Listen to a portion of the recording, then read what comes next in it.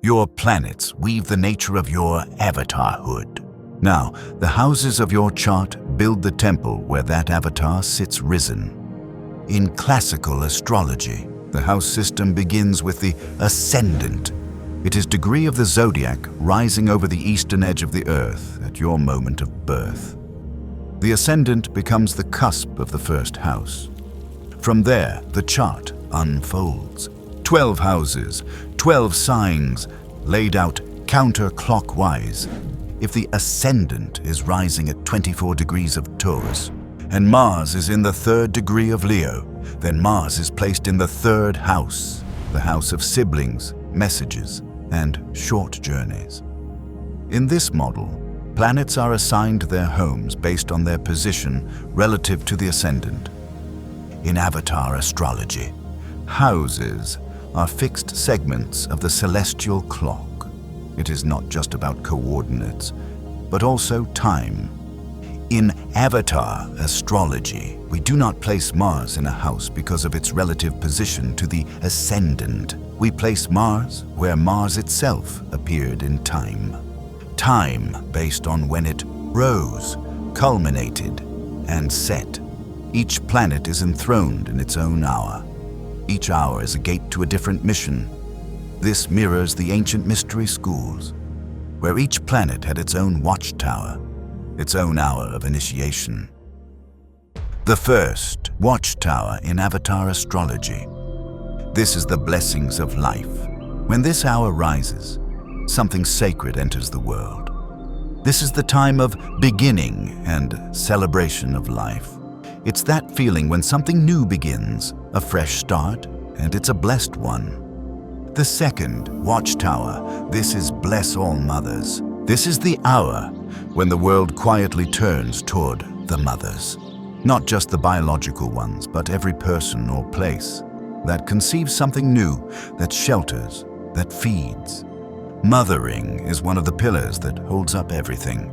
And right now, that pillar is blessed. The third watchtower is the glory of light. This is the hour when radiance makes itself known as the undeniable presence.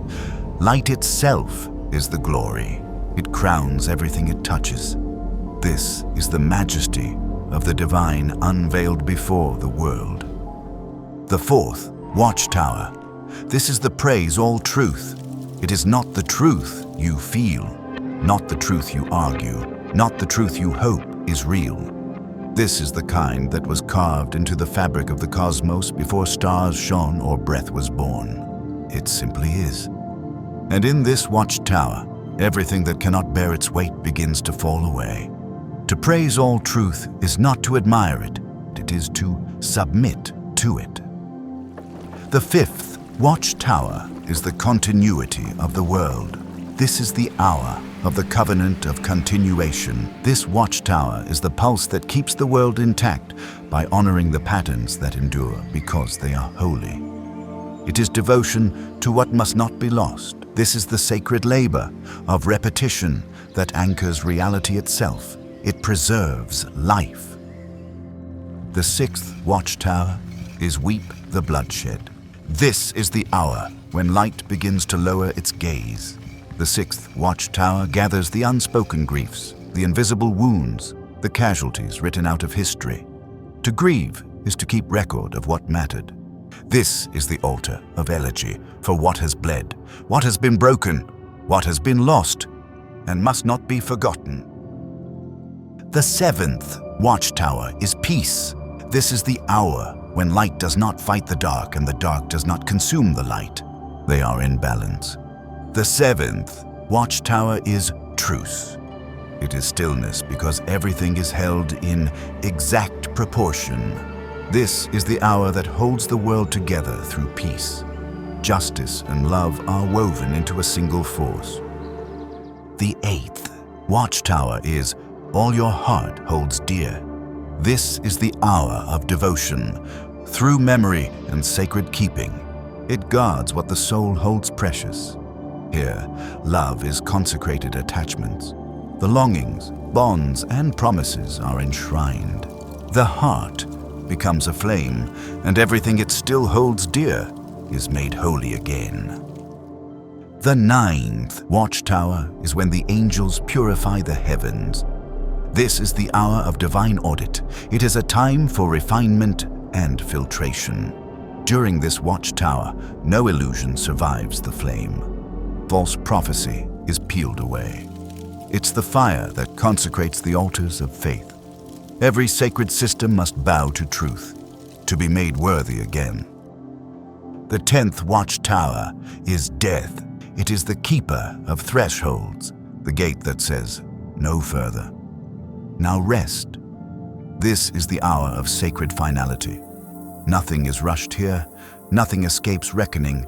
All things, great or small, must pass through this gate to be closed cleanly, with dignity. This is the time when attachments are undone and what no longer belongs is laid to rest without shame. This is the necessary quiet before rebirth. The 11th watchtower is bless all children.